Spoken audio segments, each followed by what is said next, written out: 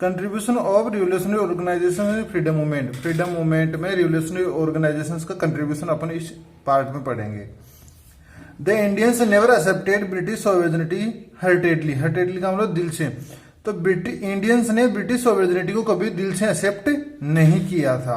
ब्रिटिशों की sovereignty establish हो गई थी धीरे धीरे। पहले उन्होंने बैटल ऑफ प्लासी, फिर उसके बाद में बैटल ऑफ बक्सर, उसके बाद में मराठा, मैसूर और पंजाब, इन सबको एनेक्स करने के बाद में, अपने पास में मिलाने के बाद में उन्होंने अपनी सॉवरेनिटी को एस्टेब्लिश तो कर लिया था, but Indians never accepted this sovereignty heartedly. The Indians started to struggle in 1757। यहाँ पर तो रिवोल्ट होता है, जो बैटल होता है वो होता है battle of Plassey. Up till they became independent, और when we became independent, our country became independent in 1947। तो यहाँ तक कंटिन्यूसली स्ट्रगल चलता रहा। 1757 में जो स्ट्रगल होता है वो होता है सिराजुद्दौला के साथ। इसके बाद में 64 में होता है। उसके बाद में मराठा, मैसूर और पंजाब के जो रूलर्स थे उन्होंने स्ट्रगल कंटिन्यू करा। उसके बाद में एक इम्पोर्टेंट रिवोल्ट होता है, वो होता है 1857 में, जो अपने पास्ट प्रीवियस जो पार्ट है उनमें पढ़ चुके हैं अपन। ए मैसिव एक्सप्लोजन, एक बहुत बड़ा धमाका होता है। कब होता है? विच टुक प्लेस इन 1857। इस समय एक रिवोल्ट होता है जो सबसे बहुत बड़ा एक साथ रिवोल्ट था।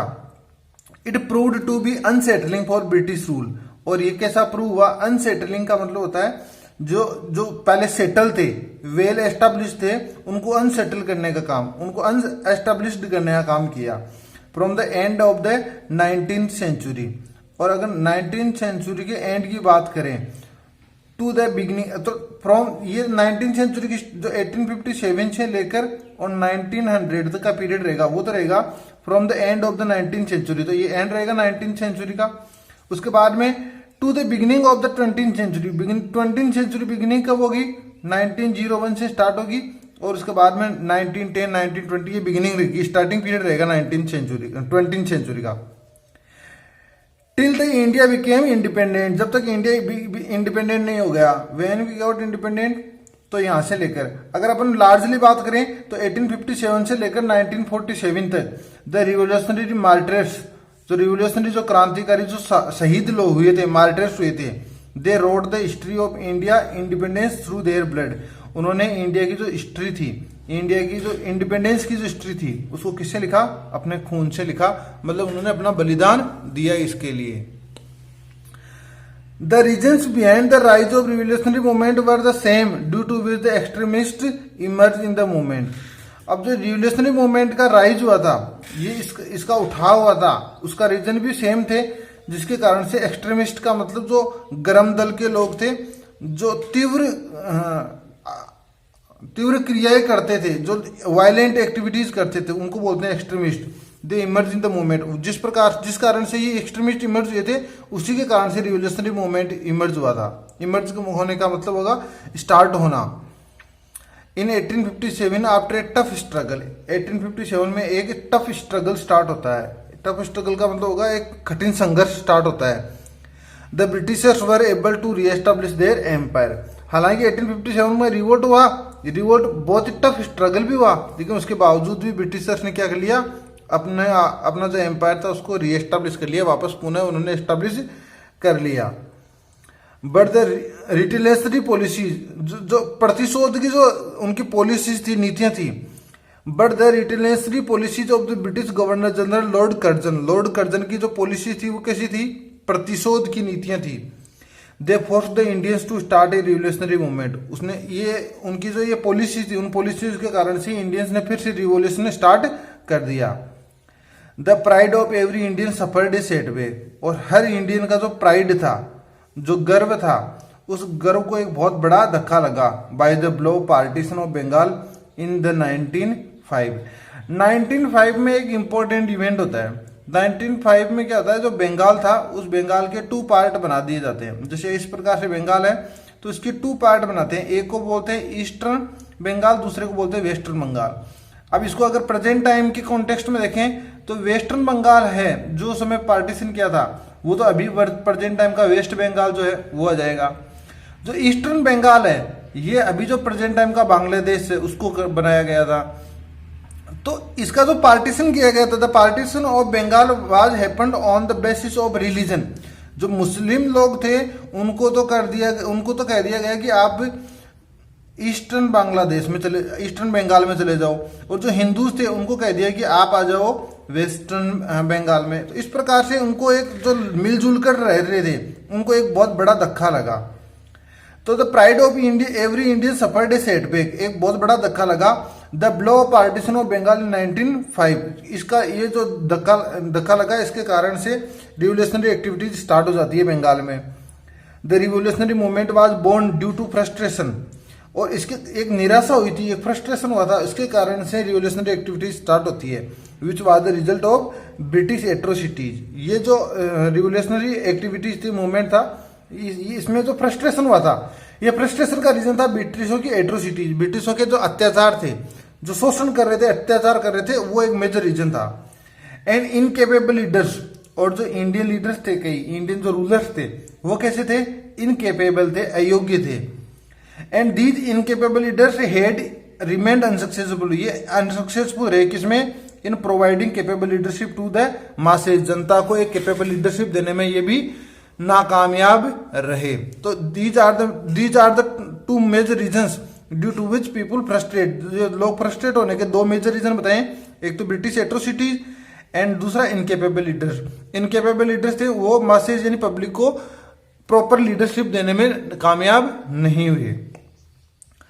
द रिवोल्यूशनरीज बिलीव्ड, और जो रिवोल्यूशनरीज थे वो ये बिलीव करते थे that the element which are essential for nationalism, कि नेशनलिज्म यानी राष्ट्रीयता के लिए जो एलिमेंट्स की जो आवश्यकता है, such as religious elements, political freedom, moral values and Indian culture, all these elements will be destroyed by the foreign rule. Revolutionary मानते थे कि जो हमारे नेशनलिज्म है, हमारी जो राष्ट्रीयता है, उसके लिए जो जरूरी तत्व है, एलिमेंट्स रहेंगे। ऐसे कितने तत्व, 4 अपने को एलिमेंट्स बताए हुए। Number 1 religious elements, number 2 political freedom, तो रिलीजियस फ्रीडम और पॉलिटिकल फ्रीडम ये एक इंपॉर्टेंट एलिमेंट रहेगा। उसके बाद में मोरल वैल्यूज, और थर्ड रहेगा इंडियन कल्चर। तो ऑल विल बी डिस्ट्रॉयड, ये इनको डिस्ट्रॉय कर दिया जाएगा, किसके द्वारा, फॉरेन रूल के द्वारा। Therefore all the revolutionaries had one and the only objective, इसलिए जितने भी रिवोल्यूशनरी थे, रिवोल्यूशनरी का मतलब क्रांतिकारी, सभी क्रांतिकारियों का एक ही ध्येय था, वन एंड ओनली ऑब्जेक्टिव, एक ही टारगेट था। ऑब्जेक्टिव का मतलब target. They wanted to force the foreigners out of the country, all the revolutionaries wanted to force the foreigners out of the country, वो जो फॉरेनर्स थे उनको आउट ऑफ द कंट्री भेजना चाहते थे, निकालना चाहते थे। एंड मेकिंग इंडिया फ्री, और वो इंडिया को फ्री करना चाहते थे, इंडिया को इंडिपेंडेंट बनाना चाहते थे। रिवोल्यूशनरी मूवमेंट इन महाराष्ट्र, सबसे पहले जो रिवोल्यूशनरी मूवमेंट हुआ था महाराष्ट्र में, उसके बारे में अपन पढ़ते हैं। Revolutionary activities were started in Maharashtra by a government employ, एक गवर्नमेंट एम्प्लॉय था, सरकारी नौकर था, सरकारी कर्मचारी था, जिसका नाम था Vasudev Balwant Phadke. This is the name of the government employ who started revolutionary activities in Maharashtra. He resigned from the government job, उसने अपनी जो सरकारी नौकरी थी उसको रिजाइन कर दिया, उसको छोड़ दिया। Why, to throw off the British government by giving proactive speeches at several places. To throw off का मतलब फेंकने के लिए, उखाड़ फेंकने के लिए, किसको उखाड़ फेंकने के लिए, ब्रिटिश गवर्नमेंट को। और किस प्रकार से वो ब्रिटिश गवर्नमेंट को थ्रो ऑफ करना चाहते थे, by giving provocative speeches. Provocative speeches का मतलब था भड़काऊ भाषण देकर, लोगों को भड़काकर, लोगों को उत्साह डालकर, उनके अंदर उनको समझाकर सेवरल प्लेसेस पर उन्होंने प्रोवोकेटिव स्पीचेज दिए, और उसके कारण से वो उनका जो टारगेट था, ऑब्जेक्टिव था, they wanted to throw off the British government, और वो ब्रिटिश गवर्नमेंट को थ्रो ऑफ करना चाहते थे। ड्यू टू फड़के स्पीच, जो फड़के की स्पीच थे उनके कारण से अनरेस्ट बिगेन टू स्प्रेड, इसके कारण से अनरेस्ट स्टार्ट हो गई, बेचैनी स्टार्ट हो गई। एंड फड़के वाज अरेस्टेड, और इसी कारण से ब्रिटिश गवर्नमेंट ने जो फड़के थे, फड़के का फुल नेम ऊपर आया था अपने पास में, पूरा नाम रहेगा Vasudev Balwant Phadke. He resigned, sorry he was arrested, Phadke was arrested and sent off to Aden, जो अरबियन जेल थी, एडिन जो जेल थी, अरबियन जो सी है उसके अंदर एक जेल है एडिन जेल, उसके अंदर भेज दिया। कब, इन 1879, वेयर ही डाइड इन 1889, जहां पर उनकी मृत्यु होती है कब, 1889 में। तो रिवोल्यूशनरी एक्टिविटीज थी वो स्टार्ट हो गई थी, लोगों को ऐसे लीडर्स मिलना शुरू हो गए थे जो ब्रिटिश गवर्नमेंट को यहाँ से उखाड़ फेंकना चाहते थे। अब इसी प्रकार से ब्रिटिशों के खिलाफ एक और इम्पोर्टेंट इवेंट होता है, वो होता है assassination of Rand by the Chapekar brothers. Chapekar brothers ने, जो रैंड नाम का एक ब्रिटिश ऑफिसर था, ये ब्रिटिश ऑफिसर है रैंड, इनको उन्होंने असिसिनेट कर दिया था, उनको मारने का काम किया था। देखो इसके बारे में पढ़ते हैं। Damodar Hari Chapekar number 1, number 2 Balkrishna Hari Chapekar and number 3 Vasudev Hari Chapekar. These 3 are known as Chapekar brothers. इनको क्या बोला जाता है, चापेकर ब्रदर्स। इनका तीनों का नाम अपने पास यहाँ पर मिल जाएगा। They belong from Pune Maharashtra. ये कहाँ से बिलोंग करते थे, महाराष्ट्र में एक जगह पुणे, वहां से ये बिलोंग करते थे। And they gave direction to the revolutionary movement. और उन्होंने रिवोल्यूशनरी मूवमेंट को एक डायरेक्शन देने का काम किया, एक दिशा देने का काम किया। अब किस प्रकार से उन्होंने दिशा दी उसके बारे में पढ़ते हैं। इन 1893 दे फॉर्म्ड हिंदू धर्म संरक्षण सभा। उन्होंने एक यूनियन बनाई, एक सभा बनाई जिसका नाम दिया हुआ अपने पास में हिंदू धर्म संरक्षण सभा। ये किसके द्वारा बनाएगी, चापेकर ब्रदर्स के द्वारा बनाएगी। अब इसी यूनियन के अंडर में क्या होता था, under this union Shivaji festival and Ganesh festival began to celebrated. ये जो सभा थी, ये सभा क्या करती थी, 2 फेस्टिवल को सेलिब्रेट करती थी। एक तो शिवाजी फेस्टिवल छत्रपति शिवाजी की याद में, और एक गणपति बप्पा मौर्य गणेश जी की जयंती रहती है, गणेश जयंती रहती है, गणेश चतुर्थी रहती है, उसके दिन उन्होंने फेस्टिवल स्टार्ट किया सेलिब्रेट करना। And the masses were infused with spirit of nationalism. और जो मासेज थी, जो पब्लिक थी, उनके अंदर क्या डाली गई, स्पिरिट ऑफ नेशनलिज्म की स्पिरिट थी, यानी राष्ट्रवाद की जो भावना थी वो इन्फ्यूज की गई, वो डाली गई। And joy and the spirit of joy was infused in the masses through these festivals. In दोनों फेस्टिवल्स के द्वारा, शिवाजी फेस्टिवल्स और गणेश फेस्टिवल के द्वारा जनता में स्पिरिट ऑफ नेशनलिज्म और स्पिरिट ऑफ जॉय को इन्फ्यूज करने का काम कर रहे थे। इन 1897 plague spread in the form of an epidemic in Pune. Epidemic होता है महामारी, तो एक एपिडेमिक फैल जाती है कहां पर, पुणे में। और पुणे में कौन सी एपिडेमिक फैलती है, प्लेग नाम की महामारी थी, बीमारी थी, वो फैल जाती है कहां पर, पुणे में। But the plague commissioner Rand. अब यहाँ जब प्लेग फैला तो उसका एक कमिश्नर था, ब्रिटिश ऑफिसर रेंड, और इसके अलावा एक lieutenant Ayerst. These were the 2 British officers to control the plague in Pune. They were busy spreading terror among the masses. अब वो क्या कर रहे थे, instead of helping the plague victims, जो प्लेग की विक्टिम्स थे, प्लेग से जो पीड़ित लोग थे, उनकी हेल्प न करके दूसरा ही काम कर रहे थे। वो क्या कर रहे थे, they were spreading terror among the masses. वो पब्लिक में जो टेरर, आतंक था, वो स्प्रेड कर रहे थे। मतलब वो जनता की सेवा न करके, जनता की हेल्प न करके, और टेरर, आतंक स्प्रेड कर रहे थे। Both these officers were corrupt. और ये दोनों जो ऑफिसर थे, प्लेग कमिश्नर रेंड और लेफ्टिनेंट आयरेस्ट, ये दोनों ऑफिसर कैसे थे, करप्ट का मतलब भ्रष्ट थे, डेस्पोटिक निरंकुश थे, and famous for framing conspiracies. और वो षड्यंत्र बनाने के लिए फेमस थे, वो षड्यंत्र बनाने का काम करते थे। The entire city of Pune was terrified bye there atrocities. तो पूरी जो सिटी थी, पुणे जो पूरी सिटी थी, वो टेरिफाइड का मतलब आतंकित थी, लोग उनसे डरे हुए थे। किसके द्वारा, देयर एट्रोसिटीज, उनके अत्याचारों के। Therefore Chapekar brothers assassinated both of them on 22 of June 1897। अब इसी डर, लोगों से ये डर निकालने के लिए चापेकर ब्रदर्स, दामोदर हरि चापेकर, बालकृष्ण हरि चापेकर और वासुदेव हरि चापेकर, इन तीनों ने मिलकर, और इन दोनों जो थे, दोनों ऑफिसर थे, रेंड और आयरेस्ट, उन दोनों को असैसिनेट कर दिया on 22 of June 1897। The Chapekar brothers were arrested and hanged. अब चापेकर ब्रदर्स को इस असैसिनेशन के कारण से पहले तो अरेस्ट किया गया, उसके बाद में उनको हैंग कर दिया, फांसी पर लटका दिया गया। Shyamji Krishna Verma and establishment of India house in London. अब ये भी एक इंपॉर्टेंट ऑर्गेनाइजेशन था। श्यामजी कृष्ण वर्मा थे, उन्होंने लंदन में जो ब्रिटिश सिटी है वहां पर एक ऑर्गेनाइजेशन बनाया जिसको बोलते हैं इंडिया हाउस। इंडिया हाउस के नाम से एक ऑर्गेनाइजेशन बनाया। Shyamji Krishna Varma was a resident of Kathiawar region of western India. Kathiawar जो प्रेजेंट टाइम में जो गुजरात एरिया है उस वहां पर है, वेस्टर्न इंडिया में। Shyamji Krishna Varma got his education from Cambridge university. उन्होंने अपनी एजुकेशन थी वो कहाँ से प्राप्त की?